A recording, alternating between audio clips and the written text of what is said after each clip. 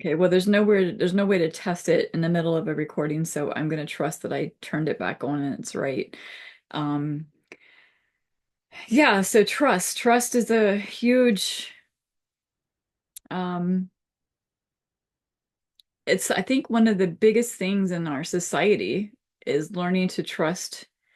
Really, what does that mean? What does that mean to trust a power, a higher power? You know, we want to control everything so deeply. Um, so I found this quote by Lao Lao Tzu, I think his name is how you pronounce it, Laotz, Lao Tzu. Um, and I've heard of him a lot. I know I've read a lot of his quotes. I just wasn't really sure how to actually pronounce his name. So if I said it wrong, you're more than welcome to correct me. Um, a good traveler has no fixed plans and is not intent on arriving.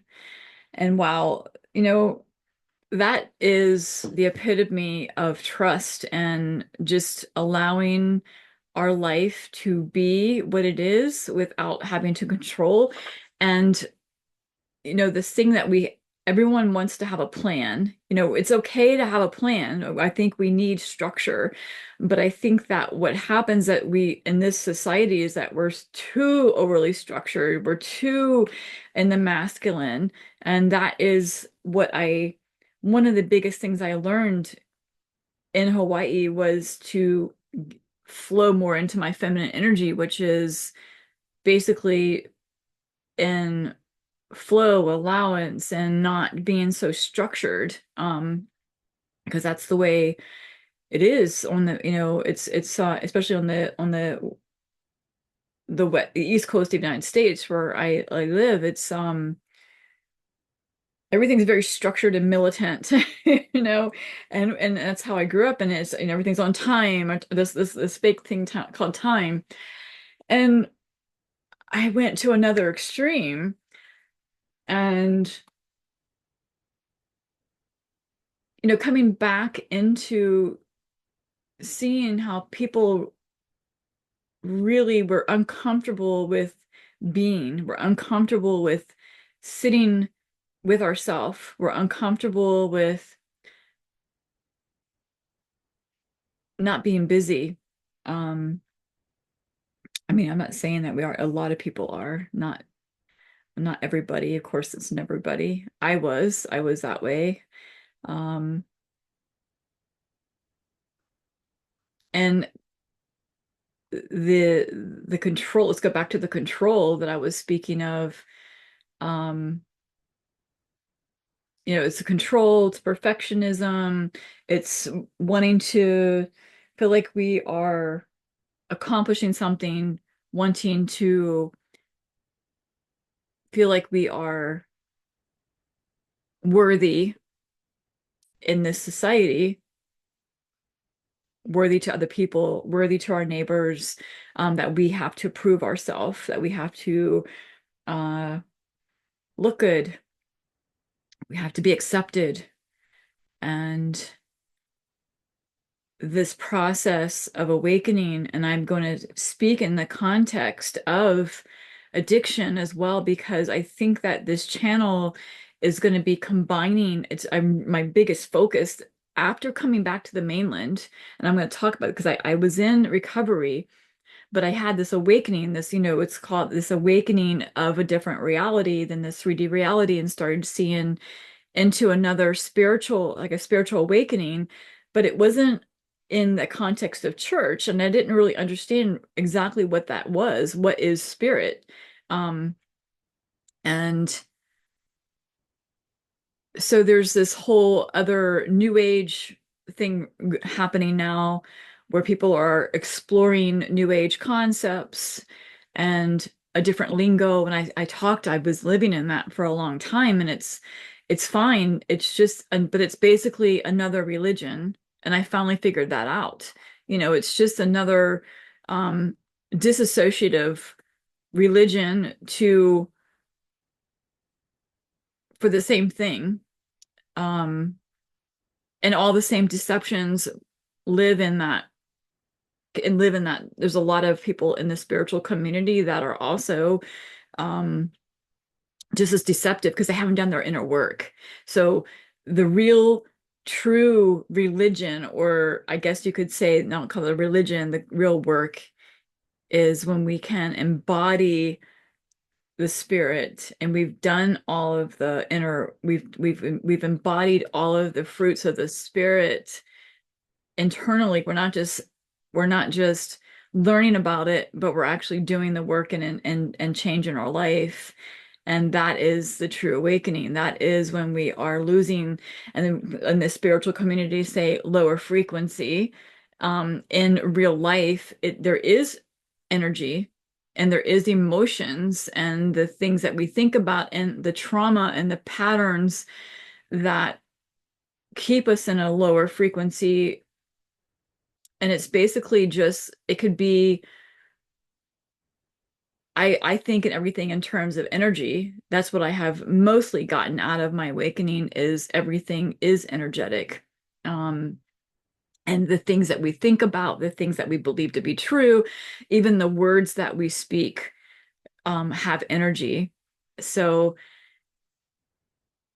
but my process was I was in recovery, and but there was something in my soul that, wanted to leave the religion and church and wanted to also explore the spiritual concepts, explore where is God, what is God, and also realizing that if I was going to live my life in fear that I was just going to drink again one day and I had to go to a meeting every day, and that was what, if I had to live that way in that fear, I didn't want to do it, because I'm like, if I can't even go somewhere, go on a vacation or go move somewhere and have this huge fear that I'm going to drink if I can't get to a meeting for some reason, I don't want to live that way. I want to be sovereign inside where and so I didn't really understand what was happening, but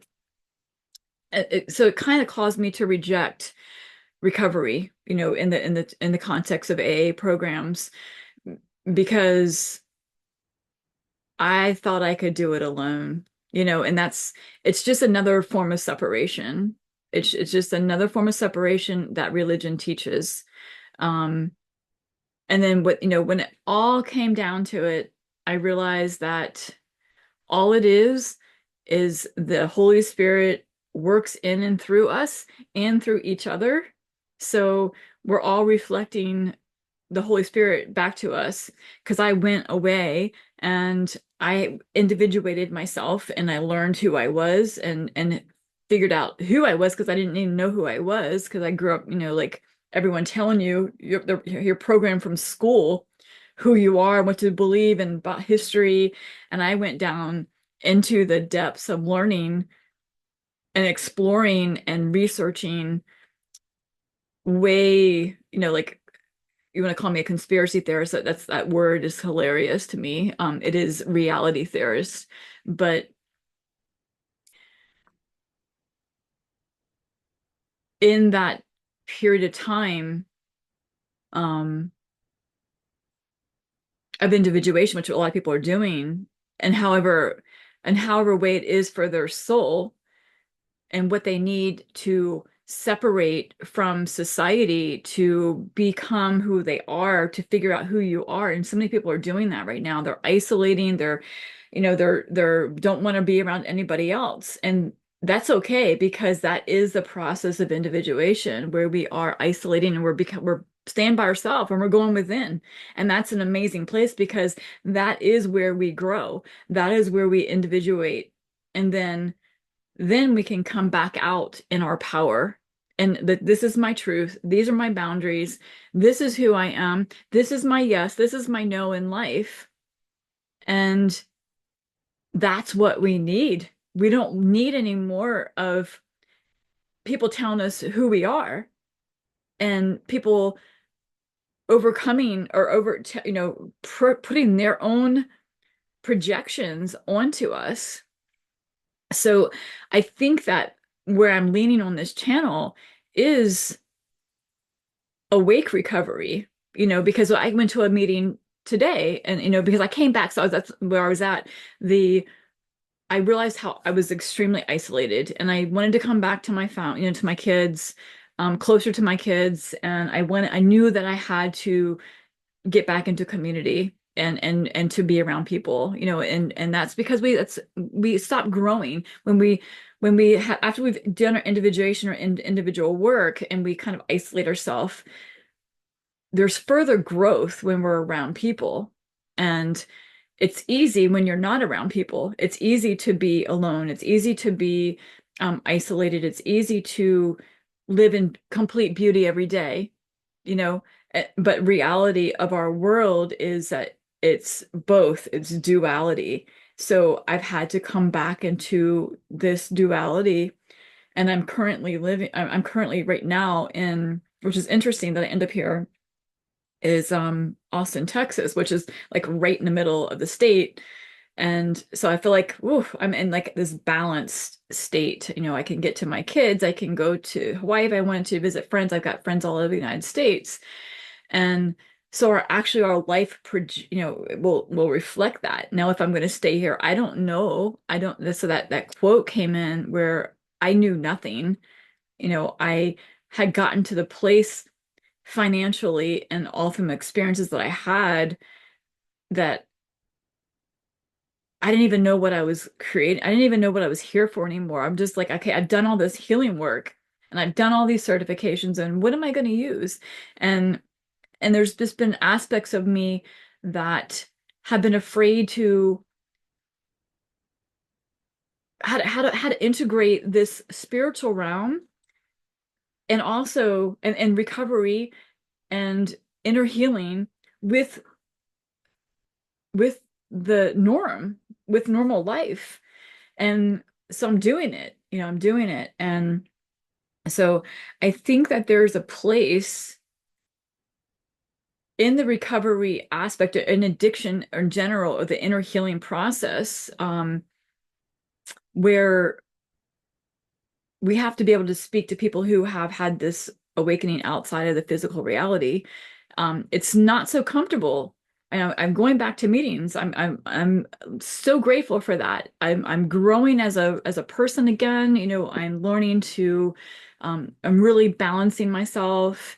It's amazing. I'm so thankful to have that one thing in common of addiction with somebody. So it doesn't matter what they believe about um, the virus. That doesn't matter what they believe about politics. It doesn't matter. It doesn't come up.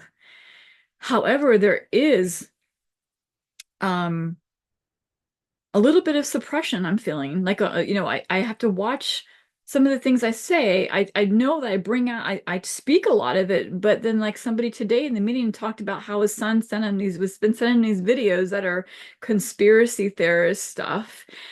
And I just was like, I could feel the cringe inside of me because I'm like, yeah, I'm one of those. I was like, um, and you know, is it that we're not separate, but I'm thinking that wouldn't it be nice to have a community where we can talk openly about the higher realms in the aspect of addiction and past lives and soul wounds, because that doesn't come up. And I know based off my own experience, sharing my experience, my strength, and my hope is that it goes much deeper when you have this awakening into understanding addiction, where it's coming from. You know, mine was not just from this lifetime. There was much deeper aspects of my addiction that people don't talk about. It's not, it's that's like woo-woo stuff. So I think that's where I'm heading with this channel. I think that I'm going to be, you know, for anybody who